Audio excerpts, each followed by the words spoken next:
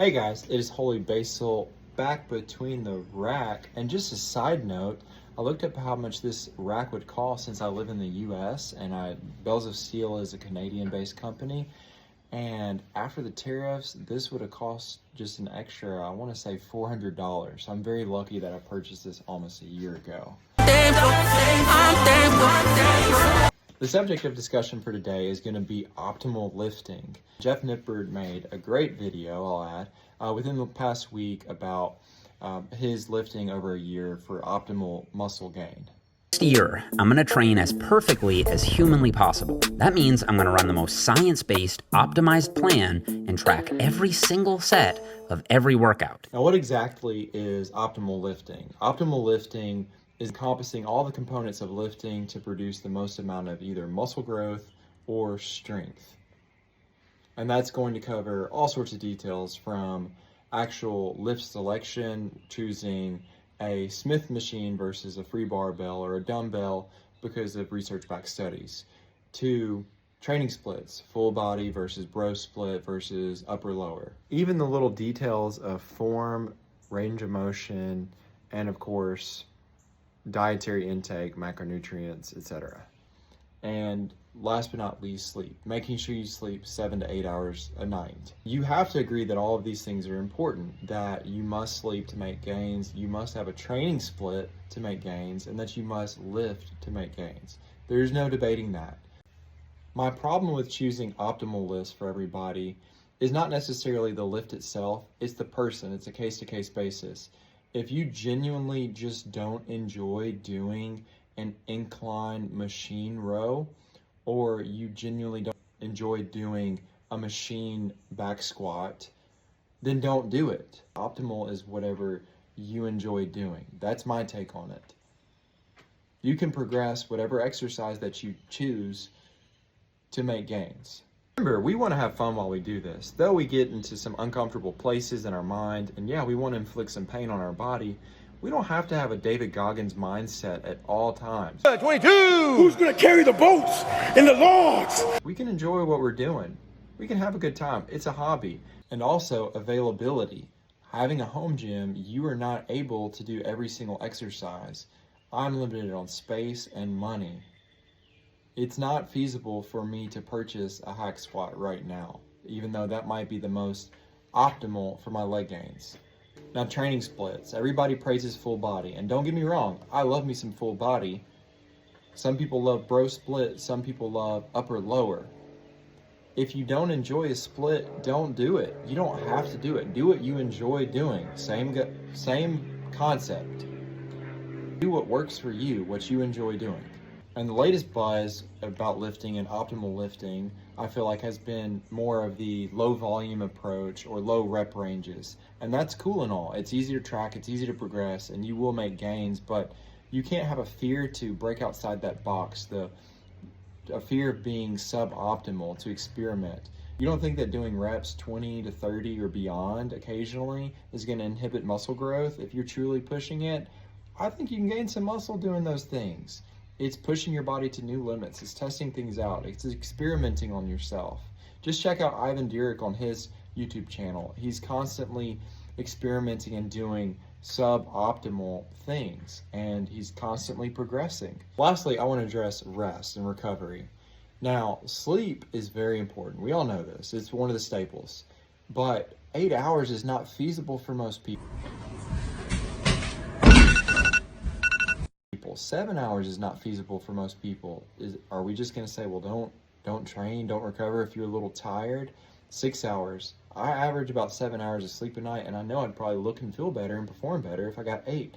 But on those days that I can get 6 or 7, I'm still going to train, because for me, I'm building my discipline and I'm still doing something that I love. So it's worth that sacrifice in that sleep.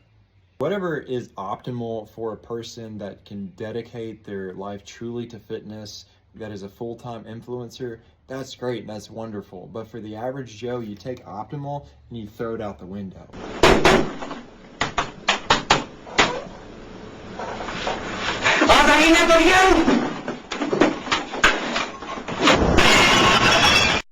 because that's just not possible for you. What's optimal is what you can achieve, what you can continue, what you can maintain. Now, I'm not picking on Jeff Nippard because I truly love his content, and it's super great that we see somebody that has the access to optimal training, optimal recovery, optimal everything because he does this full time. But on the other hand, for the average person, don't subscribe to this optimal. You create your own optimal circumstances. I prefer, on the other hand, the Eric Bugenhagen approach. Dude is anything but optimal. Bugenhagen stresses that he can take a lift that's suboptimal or people don't consider optimal and do it and make better gains than people doing optimal lifts, because you can make up for that with intensity.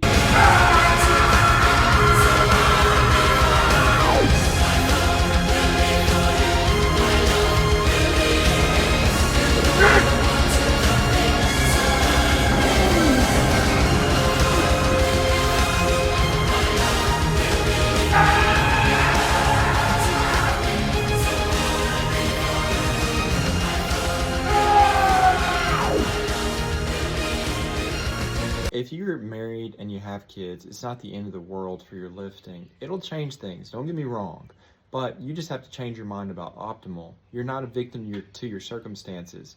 You might have to train at a different time of the day. You might have to train in the evening. You might have to train without caffeine, which is not optimal, definitely not for me, but it's still doable. Whatever it takes. Whatever it takes! Just to get in there and do the work and to recover.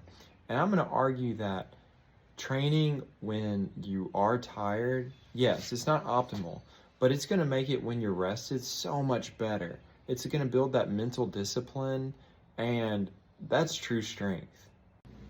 Even if those exercises that you like are not conventional, you're still going to make gains. You don't think that if you progress at, let's say, a Zercher squat,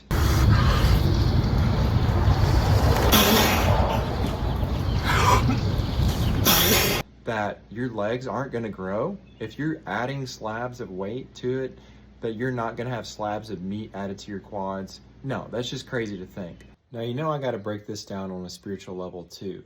Do you think that life is always optimal for us?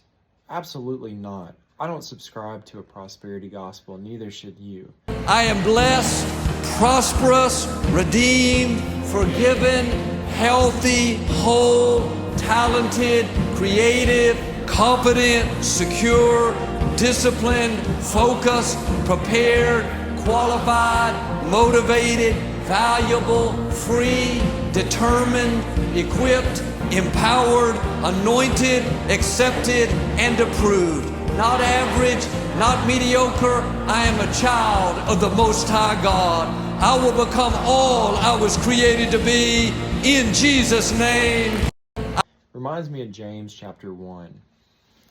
Consider it a great joy, my brothers, whenever you experience various trials, knowing that the testing of your faith produces endurance, but endurance must do its complete work, so that you may be mature and complete, lacking nothing. James just doesn't say that we're going through trials, but he says to have a different mindset than the world would encourage, and that's joy through our trials. There is going to be pain on this earth.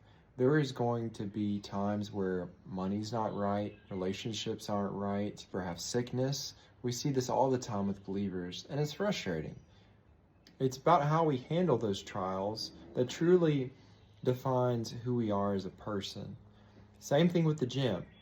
If you have to be amped up, have to be well rested, have to be full of nutrients and on a bulk or whatever it might be, have all your favorite people in the gym, your favorite song to have a good lift or workout, does that make you truly a good lifter? I don't think so. I mean, yeah, all those things help and all those things might be great, but in our own life, if we're only happy and content when money's good, when our marriage is good, when our health is good, are we truly trusting God? Are we true Christians? I think we need to change our mindset and our perspective of things, trying to make sure that we don't think that everything has to be optimal in our life for our happiness, for our success, for our spiritual walk, for our gym endeavors, whatever it might be. But what is optimal is, as Eric Bugenhagen says, is our mindset.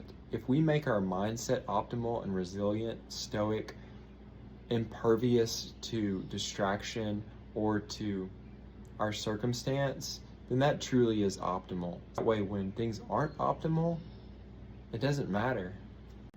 I can attest to this personally, because sometimes it feels like when everything is working well in my life, when everything is optimal, including my faith, my finances, my family, whatever it might be, that I just feel like I'm on top of the world. And then one of these variables gets off and it's like my whole world is shaken. If I get 6 hours of sleep instead of 8, if my wife and I get into a fight, or an unexpected bill pops up. But that's not really how it should be.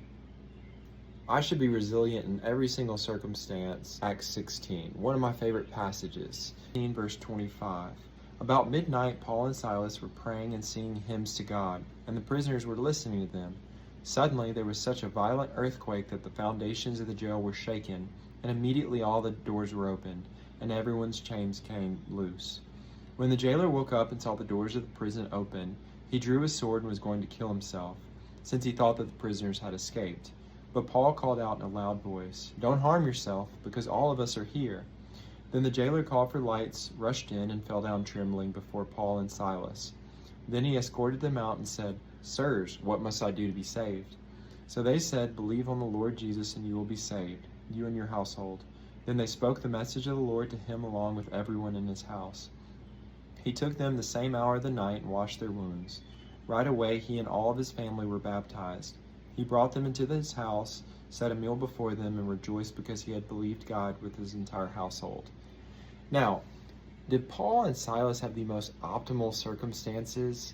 One, it was midnight, and I don't know about y'all, but I'm usually sleeping at that time, or if I'm not, I'm tired, and they're in prison. That's not optimal at all, but yet they're still praising God. They're still putting the work in despite their circumstances. That is absolutely crazy. And what comes of this? This entire jailer's family is saved and comes to know God because of how they handled their circumstances. They didn't need everything to be optimal in their life. So that is my prayer for you.